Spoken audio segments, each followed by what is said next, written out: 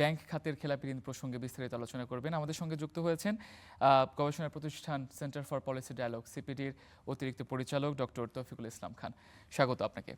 Sir, প্রথমে আপনাকে একটা প্রশ্ন করতে চাই। গতকাল সংসদে অর্থমন্ত্রী যে শীর্ষ খেলাপিদের তালিকা প্রকাশ করলেন, তা আসলে আমাদের কি বার্তা দিচ্ছে? এইটা মানে সংসদে নিয়মিত ভিত্তিতেই কিন্তু এর আগেও আমরা দেখেছি। গত সরকারও যখন ছিল সংসদে শীর্ষ ঋণ খেলাপিদের তালিকা প্রকাশ করা হতো। সেইটা একটা স্বাভাবিক প্রক্রিয়া। যেই বিষয়টা গুরুত্বপূর্ণ সেটা হলো যে সত্যিকার অর্থে আগে যেই ঋণ খেলাপিদের তালিকা সরাসরি মানে কেন্দ্রীয় ব্যাংকের হস্তক্ষেপে হোক, একটা সর্বোপরি নীতি দিয়ে হোক, খেলাপি ঋণকে লুকিয়ে রাখার একটা প্রবণতা ছিল। সো আমরা এবং সেইটা এখন বের হয়ে আসছে যে আমরা গত ১-১.৫ বছরে আপনি যে দেখবেন যে আমরা যেখানে প্রায় আমার মোট ঋণের 10%-এর মতো 9-10%-এর মতো খেলাপি ঋণ ছিল, এখন এটা 25-30%-এর ভিতরে ওঠানামা করছে।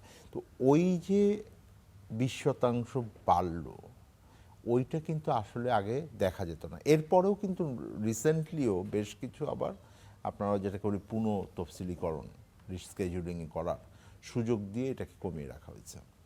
এখন যে এই তালিকাটা এসছে, এই তালিকার ক্ষেত্রে একটা বড় অংশ হলো যে এদের ঋণের এক্সপোজার অনেক হাই ছিল এবং যেই কোম্পানিগুলোর কথা এসছে এরা রাজনৈতিকভাবে অনেক ক্ষমতাবান ছিলেন গত সরকারের আমলে। এটা এখন মোটামুটি সর্বজনবিদিত।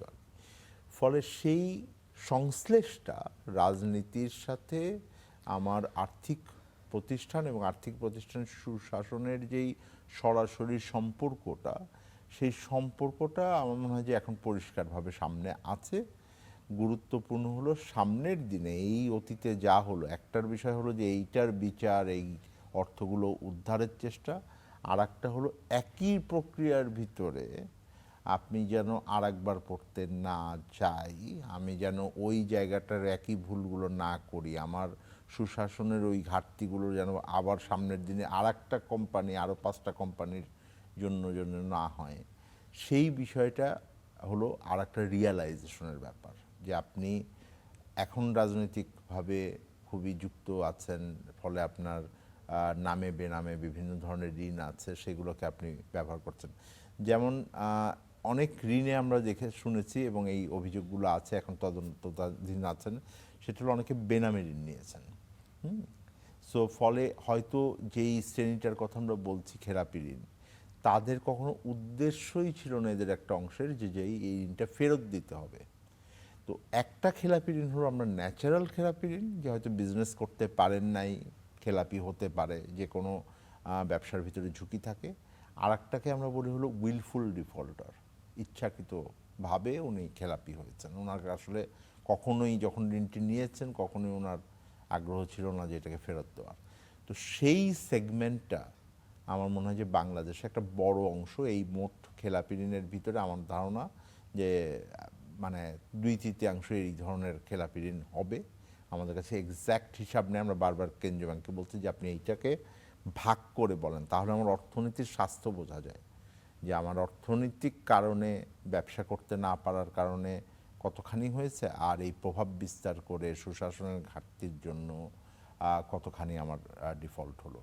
সো এই অ্যানালাইসিসটা এখন খুব গুরুত্বপূর্ণ। স্যার, আপনি বলছিলেন যে এর আগেও রাজনৈতিক হস্তক্ষেপে খেলাপি ঋণগুলোকে পুনঃ তফসিল করার মাধ্যমে আবার সুযোগ করে দেয়া হয়েছিল। এই ধারাবাহিকতা কি এখনো বজায় থাকতে পারে কিনা, বা এই পুনঃ তফসিল করা বারবার, এটার সুযোগটা দেয়া কতটা যৌক্তিক? এইটা আমাদের থামাতে হবে। থামাতে হবে এই জন্য আমরা বলছি যে আমরা না হলে বুঝতে পারি না যে আসলে কোন সময়ে গিয়ে সুশাসন আমরা শুরু করব। এখনও যেই কি মোর রিসেন্টলি গত অন্তর্বর্তীকালীন সরকারের সময় কিছু এই ধরনের সুযোগ এই জন্য দেওয়া হয়েছে দুটো কারণে। একটা হলো যে অর্থনীতির পরিস্থিতি আসলেই খুব নাজুক, বিভিন্ন ধরনের চাপের ভিতরে আছে। এখন যুদ্ধ যেটা চলছে সেইটার বিশ্বের বিভিন্ন অর্থনৈতিক পরিস্থিতি, জ্বালানি তেল থেকে শুরু করে অন্যান্য জায়গায় এইটার প্রভাবও পড়া শুরু করেছে, ফলে এটা অস্বীকার করার উপায় নাই। কিন্তু একই সাথে যেটা গুরুত্বপূর্ণ সেটা হলো যে আমরা যখন খেলাপি ঋণের আপনার 9-10% আপনার থাকবে আর 30% থাকবে, কোনো কোনো ব্যাংকের ক্ষেত্রে তো 50, 80, 90। তো ওই আপনার যেই এটা এটাকে মেনটেন করার একটা প্রক্রিয়া আছে যে আপনি কতখানি এটার জন্য আপনি আসলে আপনার যে তারল্য থাকে সেটাকে আপনি ধরে রাখেন, ওটাকে রিস্কটা কাভার করতে হয়।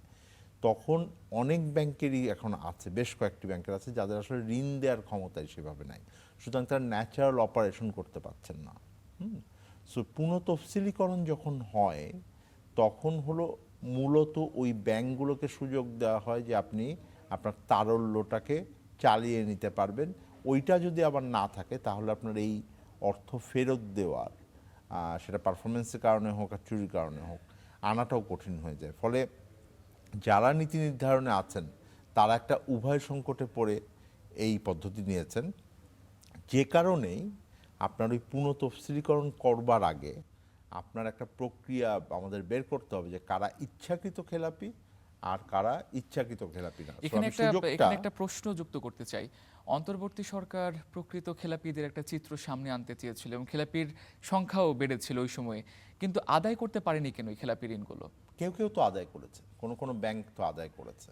আমি এই জন্যই বলছি যে কোনো কোনো ব্যাংক কিন্তু ইমপ্রুভ করেছে। আমি নাম ধরে বলতে পারি, যেমন ইউসিবি ব্যাংক করেছে, অন্যান্য বেশ কয়েকটি ব্যাংক করেছে, এবং বাংলাদেশের এর আগেও অনেক অতীত অভিজ্ঞতা আছে। আমি আপনাকে এখনকার অনেক সাকসেসফুল ব্যাংকের যে আপনি তালিকা দেখেন, পূবালী ব্যাংকের এক সময় পরিস্থিতি খুবই দুর্বল ছিল, পূবালী ব্যাংক ঘুরে দাঁড়িয়েছে, সময় লেগেছে, ঘুরে দাঁড়িয়েছে। ইবিএল এর এক সময় খুবই খারাপ ছিল, ইবিএল বোধহয় এখন one of the top 3-4 performance in terms of, যদি আপনি প্রফিট দেখেন এই ব্যাংকের একটা। So it is possible. Important হলো একটা প্রফেশনাল অ্যাপ্রোচ লাগে, এবং আপনার ব্যাংকের যারা বোর্ডে থাকেন, আমরা এদের অযাচিত হস্তক্ষেপ এবং এইখানে রাজনৈতিক সমর্থনে চুরি করার মানসিকতাটা হলো যে প্রধান বাধা হয়েছে।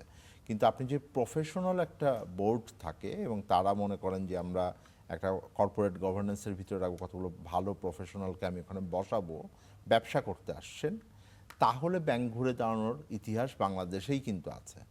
আর দ্বিতীয় হলো যে এইটাকে ওভারঅল সুপারভিশন দেওয়ার জন্য যেই আপনার কেন্দ্রীয় ব্যাংকের নজরদারি আছে, ওইটাও পেশাদারি ভাবেই কিন্তু হতে হবে। কারণ কেন্দ্রীয় ব্যাংক স্বাধীন প্রতিষ্ঠান, তারা কিন্তু সেই অর্থে সরাসরি আমরা যেটাকে সরকার বলি সেটার অংশ না, তারা রেগুলেটরি বডি।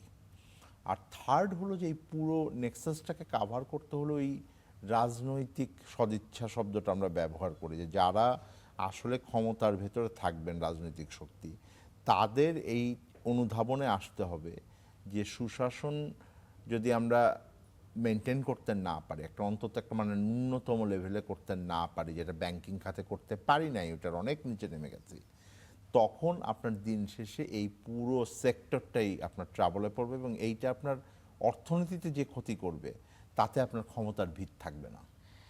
আপনি রাজনৈতিক সুশাসনের কথা বলছিলেন, এটার সাথে সম্পর্কিত একটা প্রশ্ন করতে চাই। সেটা হচ্ছে যে গতকাল অর্থমন্ত্রী সংসদে জানিয়েছে যে সংসদ সদস্যদের ৩,৩৩০ কোটি টাকা আদালতের নির্দেশনায় খেলাপি দেখানো হয়নি। এই বিষয়টাকে কিভাবে দেখছেন?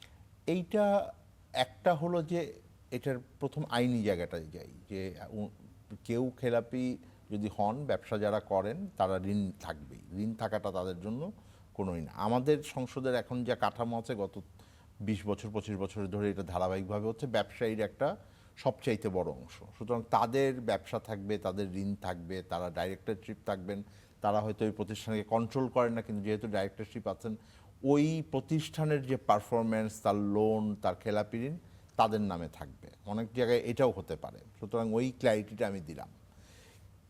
ফলে সেই দিক থেকে ওনারা আদালতে যাবেন, কিছু তফসিলের সুযোগ নিয়ে হয়তো দিবেন, এর ভিতরে একটা অংশ আছে যে নির্বাচনে দাঁড়াবেন, এই জন্য পুনঃতফসিল করছেন, বুঝতে পারছেন, এটা হবে, এটাতে কোনো সন্দেহ নাই। দ্বিতীয় যেটা আছে, কিন্তু এইটাকে একদম ঢালাওভাবেও আমি বলতে চাবো না, কারণ এটা ওনাদের ন্যাচারাল বিজনেস প্রক্রিয়া, ওনারা এটাকে করতে পারেন, এই আইনি অধিকারটা তাদের রয়েছে। কিন্তু যেই বিষয়টা খুব গুরুত্বপূর্ণ, একই সাথে আমরা ঘর পোড়া গরু, আমরা ওই সিঁদুরে মেঘ দেখলে, এটা যদি সিঁদুরে মেঘও হয়ে থাকে, এটা যদি সত্যিকার অর্থে আগুন না হয়, তাও আমরা ভয় পাই। তো সেই ভয়টা থেকে আমাদেরকে রক্ষা করার জন্য, আমাদেরকে যেন ওই সত্যি ওটা আগুন না হয়, সত্যি যেন আমাদের ভয় পাওয়ার কিছু না থাকে, সেহেতু এই স্বচ্ছতা জবাবদিহিতার একটা দায়িত্ব, এটা সরকার অতিরিক্ত মনে করতে পারেন তাদের উপরে, কিন্তু এইটাই তারা উত্তরাধিকারভাবে পেয়েছেন, কারণ ঐতিহাসিকভাবে এটা সত্যি হয়ে এসছে। তাদেরকে এই ভারটা নিতে হবে এবং নিয়মিত ভিত্তিতে তারা যদি তাদের যে স্বচ্ছতা জবাবদিহিতা আছে এই বিষয়ে যেন ওনারা মেনটেন করতে পারেন। কেন্দ্রীয় ব্যাংকের যারা এখন নেতৃত্বে আসেন, আমি বারবার সরকারের থেকে কেন্দ্রীয় ব্যাংককে আলাদা করার চেষ্টা করছি, কারণ এটাই হওয়া উচিত, যদি এটা সাম্প্রতিক অতীতে নষ্ট হয়ে গেছিল। কেন্দ্রীয় ব্যাংকেরও যারা দায়িত্বে আছেন তাদেরকেও এই জায়গাটায় সিদ্ধান্ত নিতে হবে যে ওই ঘরপোড়া গরুকে তাদের যদি শান্ত রাখতে না পারেন তাহলে আমরা অস্থির একটা আশঙ্কা নিয়ে তো থাকবোই। নির্বাচিত সরকার দায়িত্ব নেওয়ার মাসখানেকের মধ্যে মধ্যপ্রাচ্যে একটা যুদ্ধ শুরু হয়ে গেল এবং এই যুদ্ধ চলমান চলছেই, এবং এরই মধ্যে জ্বালানির সংকট কিন্তু বাংলাদেশেও পড়ে গেছে। তো এমন পরিস্থিতিতে আমরা সবসময় দেখতে পারি যে ব্যবসায়ীদের মধ্যে একটা প্রবণতা থাকে যে বাণিজ্য হচ্ছে না, ঋণ পরিশোধ করব কিভাবে। তো এই বিষয়টা নিয়ে খেলাপির উপরে কোনো প্রভাব পড়বে কিনা, বা খেলাপির পরিস্থিতি কি হতে পারে এই সময়টাতে? এইটাই বাস্তবতা, মানে আসলে হয়েছে কি দুটো বিষয়, মানে এই ধরনের পরিস্থিতিতে পড়লে যে ব্যবসায়ীরা চাপে আছেন, আমি জানি যে অনেকেরই এইটার জন্য ব্যবসা ক্ষতিগ্রস্ত হচ্ছেন, জ্বালানি নাই, অর্ডার দেওয়ার ক্ষেত্রে তারা বাধার মুখে হচ্ছেন, রপ্তানির ক্ষেত্রে বলছে অনেকে, আমি শুনেছি যে রপ্তানি রেডি হয়ে গেছে, কিন্তু যেহেতু আপনার সি লাইনে এখন জাহাজের সংকট আছে, সেখানে লজিস্টিক্স খরচ অনেক বেশি, অনেক সময় আছেন যে তার ওনার ডেলিভারি নিচ্ছেন না, বাইরেটা বলছেন একটু ওয়েট করো। তো ওই জায়গাটায় কিন্তু সংকট আছে, এটা আমি না, এটা সব দেশই হচ্ছে। স্বাভাবিক যদি আমরা বেঞ্চমার্কটা, আমরা যেটা বলি ভিত্তিটা, যদি আমাদের চিত্রটা যদি স্বাভাবিক থাকতো, এই সময়টায় কিন্তু এই ধরনের সংকট আগেও আমরা দেখেছি, তখন সরকারের পক্ষ থেকে বিভিন্ন ধরনের নীতি সহায়তা দেওয়া হয়েছে। আমাদের জন্য এখন সমস্যা হয়ে গেছে যে আমার ওই নীতি সহায়তা দেওয়ার ক্ষমতাটাও খুব সীমিত, সরকারের আর্থিক সক্ষমতা অতখানি নাই, সরকারের সেই অর্থে ব্যাংকিং খাতের দৃঢ়তা অতখানি নাই, ওখানে বেশ কিছু জায়গায় তারল্য সংকট এবং অন্যান্য চ্যালেঞ্জগুলো আছে, আপনারা বুঝতে পারছেন। আবার এই দিক থেকে যদি আপনি চিন্তা করেন, তাহলে আমরা চিন্তা করি যে আবার কেউ অন্যায় সুবিধা নিচ্ছে কিনা, ওই জায়গাটাও আছে। যখন আপনার বিশেষ করে আপনার ক্ষমতা কম থাকবে, আপনার আর্থিক এবং নীতির ক্ষমতা কম থাকবে, তখন ওই চ্যালেঞ্জটা থাকে। সরকারের জন্য যেটা করা দরকার সেটা হলো এটাকে টাইম বাউন্ড এবং পারফরমেন্স ওরিয়েন্টেড করতে হবে একটা, কারণ বিকজ ওনাকে ক্রাইসিস ম্যানেজমেন্টে যেতে হবে। এটার জন্য কিছু অপ্রিয় পদক্ষেপও যেমন ইনএভিটেবল আসবে, তেলের দাম একসময় বাড়াতে হবে, আপনার এটা না বাড়িয়েও উপায় নাই। আমাদের হয়তো একসময় বিদ্যুতের দামও কিছুটা বাড়বে, এটা পসিবল না যদি লম্বা সময় এই তেলের দাম বেশি থাকে, এইটা নেয়ার মতন আর্থিক ক্ষমতা সরকারের নাই। সিমিলারলি আপনার এই ধরনের সহায়তার প্রশ্ন যখন আসবে, তখন এটা পারফরমেন্স বেসড এবং টাইম বাউন্ড হবে কিনা, এবং অন্য কোনো জায়গায় হয়তো আপনাকে আবার ছাড় দিতে হবে। যেমন আমি মনে করি যে যদি গ্র্যাজুয়ালি কিছুটা টাকার বিনিময় হার আমাদেরকে নামিয়ে আনতে হয়, মানে ডলারের এগেনস্টে টাকা যদি মান কমে, তাহলে আপনি রেমিটেন্স বা এক্সপোর্টে এখন যেই আপনার এক্সপোর্ট ইনসেন্টিভটা আছে, ক্যাশ ইনসেন্টিভ, নগদ প্রণোদনা আমরা বলি, সেইটাকে আপনি কমিয়ে আনতে পারেন, কারণ আপনার ওই টাকা $1 আপনি বেশি টাকা পাবেন, তাহলে আপনার সরকারের আর্থিক ক্ষমতাটা বাড়ে। আপনার সরকারকে কিছু ইনোভেটিভ জায়গায় যেতে হবে, যেমন আমি মনে করি যে ওনাদের হাতে কিছু ভালো পুঁজি আছে, সেই পুঁজির একটা অংশ বাজারে ছাড়তে পারেন, তাহলে ইনভেস্টররাও নতুন জায়গায় যেতে পারবেন, সরকার কিছু এককালীন অর্থ পাবেন এটা মেটানোর জন্য। সো ওই পলিসি স্পেসগুলোকে আস্তে আস্তে আপনার ব্যবহার করার প্রয়োজনীয়তা আছে, এটার দরকার হবে।